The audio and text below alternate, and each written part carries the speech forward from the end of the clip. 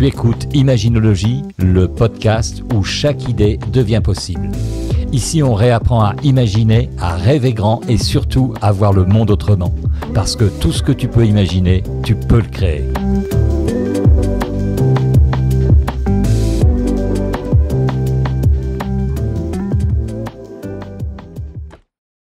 Où sont les hommes? Bam, bam, bam. Salut à toi. Non, rassure-toi, je ne vais pas chanter.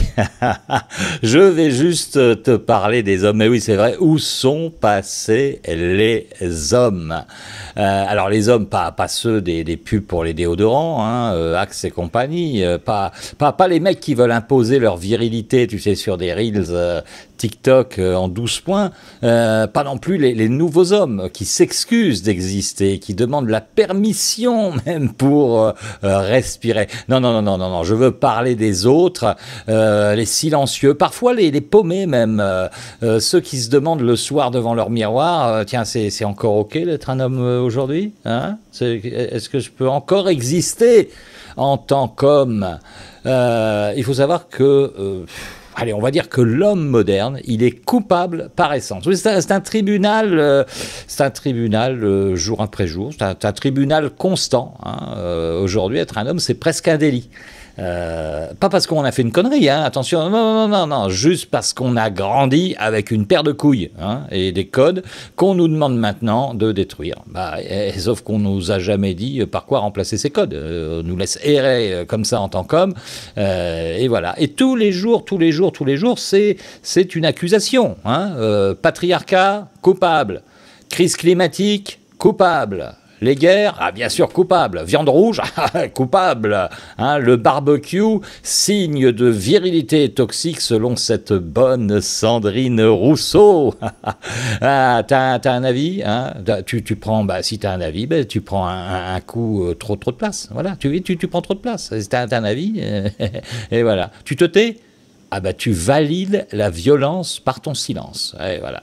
Tu dragues, là, t'es oppressant. Hein. Tu souris, t'es flippant. Tu pleures, t'es fragile. Tu dis rien, tu fuis. Bref, donc être un homme, c'est marcher sur un champ de mine avec des chaussons tout doux. Voilà, c'est ça. Et alors, tu fais quoi? Tu t'effaces. Tu rentres ton feu, tu t'auto-censures. Tu joues au mec sympa, mais à force, tu sais même plus ce que tu as le droit de ressentir. Voilà. Hein. Alors, tu sais, normalement, on a besoin de mentors, on a besoin de modèles. Mais là, dans notre République, tout en haut, aujourd'hui, en 2025, hein, on a un modèle, c'est Emmanuel Macron. Hein, c'est l'homme hors sol. Alors brillant, certes on ne peut pas lui enlever, il est brillant, mais à force de fonctionner comme un ordinateur, il a oublié qu'un homme, ça a besoin de feu, de racines, de rites, et pas juste d'éloquence avec un beau costard, quoi, simplement. Et c'est vrai ce que je te dis, c'est qu'on a besoin d'un modèle à la tête de l'État, et on se réfère à quoi quand on est un homme un peu paumé, hein? Voilà, parce que Macron, c'est quoi? C'est un homme sans tribu, sans hache, sans écorce. C'est un symbole, c'est surtout un symptôme en fait, c'est surtout un symptôme, le symptôme d'une époque qui veut bien des hommes mais à condition qu'ils ne prennent plus aucune place. Voilà un petit peu le modèle qu'on nous propose dans notre société moderne. Je dis Macron, mais il y en a d'autres au niveau européen, bien évidemment. Il y a quand même un vrai problème de la représentation de l'homme. Moi, toutes les semaines, je reçois des messages d'hommes, des vrais, des sensibles, des brillants parfois, des drôles, des profonds, mais ils sont éteints. Alors pas éteints par une femme, non, ils sont éteints par la vie, par un burn-out. Non, ils sont éteints vraiment de l'intérieur. C'est vraiment un burn-out émotionnel en fait qui se passe. Ils sont fatigués d'eux-mêmes, fatigués de jouer un rôle, fatigués de porter un masque, fatigués d'habiter un corps qu'ils évitent de vivre dans un costume qui gratte. Voilà. Ils n'ont plus d'élan les hommes, hein. Ils n'osent plus désirer parce qu'on leur a dit que c'était pas bien. Leur feu est devenu tiède. Leur gentillesse, c'est un gilet pare-balles, parce qu'ils se font tirer dessus à tous les coins de rue, pour un oui, pour un non. L'homme ne peut plus rien faire, vous savez, avec MeToo qui est tombé sur la jante masculine. Et le problème, c'est que, contrairement à la femme, Et je ne suis pas là pour mettre les femmes contre les hommes, hein, ce n'est pas du tout le propos. Les femmes ont été quand même plus intelligentes, bien évidemment, parce qu'elles ont su prendre le pouvoir avec la sororité, avec les cercles de femmes, avec les femmes hypersensibles, les femmes chefs d'entreprise, voilà, donc elles ont pris leur place, et tant mieux, parce que de toute façon, il y avait des places à prendre. Donc voilà. Mais les hommes n'ont pas su faire, n'ont pas su faire ça. Ils se demandent s'ils sont encore autorisés à exister avec intensité. Alors les hommes rasent les murs, font pas de vagues, ils deviennent transparents, et un jour, tout devient gris, simplement. Et ils se rendent compte du vide qu'il y a. Alors, il n'y a pas de drame, il n'y a pas de cri, il y a juste un matin sans goût, un monde sans relief, mais je suis encore là, mais pourquoi? Il n'y a pas de pourquoi, c'est ça le truc, c'est qu'il n'y a pas de réponse au pourquoi. Alors, ce n'est pas une crise de la quarantaine, hein. C'est ce que j'appelle, moi, un trou dans l'âme. Et dedans, il n'y a plus de mythe, il n'y a plus de feu, il n'y a plus de rites de passage. Je parle souvent des rites de passage. C'est pour ça qu'on va remettre du symbole, du sang, du souffle, la sève, du sacral. C'est très important. Et là, c'est là où je vais parler d'archétype. Parce qu'un homme sans archétype, c'est comme une cabane sans piliers. Ça tient jusqu'à la première tempête. Et il faut s'appuyer, parce que les archétypes ont toujours été là, de tout temps, ils sont en nous. Alors il y a le premier archétype, allez, je vais en donner quelques-uns, il y a le roi, hein, c'est le mec qui tient l'axe, qui veille, qui tranche, qui porte la vision. C'est pas un chef autoritaire, le roi, c'est un gardien du sang, c'est le gardien du royaume intérieur. Donc il est important de remettre le roi à sa place, de remettre le roi dans la masculinité. Il y a aussi le guerrier, alors celui qui sait dire non, et ça c'est important de dire non, qui pose des limites, il agit, pas pour dominer, pour protéger, pour être clair. Il y a aussi le magicien.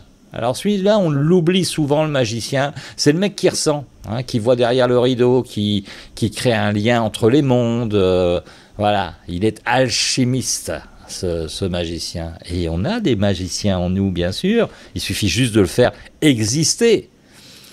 Et puis, il y a l'amant. Bon, alors, pas le mec qui fait du porno, hein, c'est pas ça. Non, le vrai, celui qui touche, celui qui goûte, celui qui vit dans son corps, dans sa sensualité, sans avoir honte de son plaisir. Le frère, celui qui soutient. On a parlé de sororité, moi je parle de... Est-ce qu'on peut dire la frérité, hein, la frérorité, en tout cas, le frère, c'est celui qui soutient, celui qui t'écoute sans vouloir te corriger. Celui avec qui tu peux pleurer sans te sentir complètement con. Celui avec qui tu peux partager. Et puis il y a le pèlerin. Celui-là aussi, on l'oublie souvent. Le pèlerin, c'est celui qui cherche, qui marche, qui doute, mais qui avance, qui ne veut plus jouer un rôle, qui veut trouver sa propre mélodie. Voilà ces archétypes. Alors ces archétypes, ce n'est pas du marketing, ce sont des phares, des racines, des directions, des branches qui se déploient. Et les oublier, c'est se couper de soi. Et à la fin, soit tu t'effondres, soit tu te plies. Voilà. Alors on fait quoi, hein? Eh ben, grâce à l'imaginologie, on peut devenir un homme nouveau, tout doux, tout rose, tout lisse. Ben non, un mec dépolitisé, dévirilisé, désensualisé, ben non, on devient un homme relié, hein, relié à son axe, à son feu, à ses symboles, à son arbre intérieur. Un homme imaginel, un homme imaginal, hein, et pas... Voilà, un homme qui a de l'imagination, qui se sert de son imaginaire. Un homme qui sait rêver fort, symboliser, créer du sens, traverser les ombres. Pas pour devenir parfait, non, pour devenir présent. Voilà. Alors, aujourd'hui, on est quand même, pour les hommes, dans un monde liquide. Le monde liquide, c'est un sociologue, Zygmunt Bauman, qui parle de modernité liquide. Et l'expression monde liquide, je trouve qu'elle a tout son sens. Hein. Le monde liquide, c'est un monde instable. Il n'y a rien qui dure. Les valeurs, les rôles, les identités, les relations, tout devient incertain. Ouais, ça coule entre les doigts, quoi. C'est pas vraiment palpable. Un monde où le changement est constant, où le sens se dissout simplement. Et dans ce monde liquide, ce monde où tout est flou, instable, interchangeable, on a besoin d'hommes solides, pas rigides, solides simplement. Des hommes qui ne se noient pas dans la culpabilité, dans la honte, des hommes qui tiennent bon, qui avancent, qui aiment, qui parlent, qui rêvent, qui rient, qui sont des hommes. Et c'est ça qu'on fait en imaginologie. Et oui, on réveille les archétypes, on remet du feu dans le ventre, on crée des rituels pour faire tomber les masques, mais sans faire tomber les hommes, bien évidemment, qui restent debout. Alors ce podcast, j'espère que tu vas le partager si tu es un homme et que tu connais des hommes qui sont dans la difficulté, qui sont dans le dur. Partage au maximum d'hommes ce podcast, parce que c'est comme un tambour, c'est un clin d'œil, c'est un petit coup de latte en douceur. Alors, si tu es un homme et que tu as l'impression d'être devenu l'ombre de toi-même, tu n'es pas le seul. Rassure-toi, si tu as perdu ton feu, il n'est pas mort, il est juste enterré sous des tonnes de...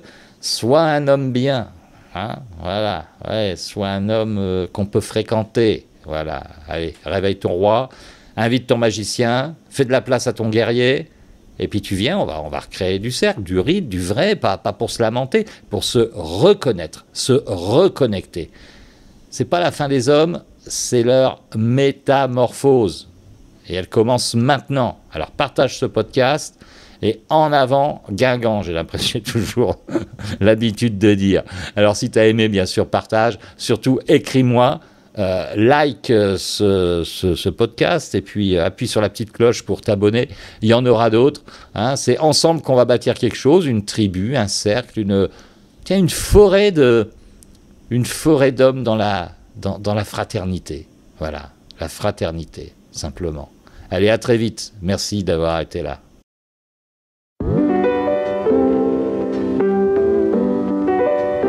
Merci d'avoir écouté Imaginologie. Rappelle-toi, tout commence par une idée, un rêve, une vision. Ce que tu imagines aujourd'hui peut devenir ta réalité de demain. Alors, continue d'imaginer, de créer et de croire en l'infini des possibilités. À très vite.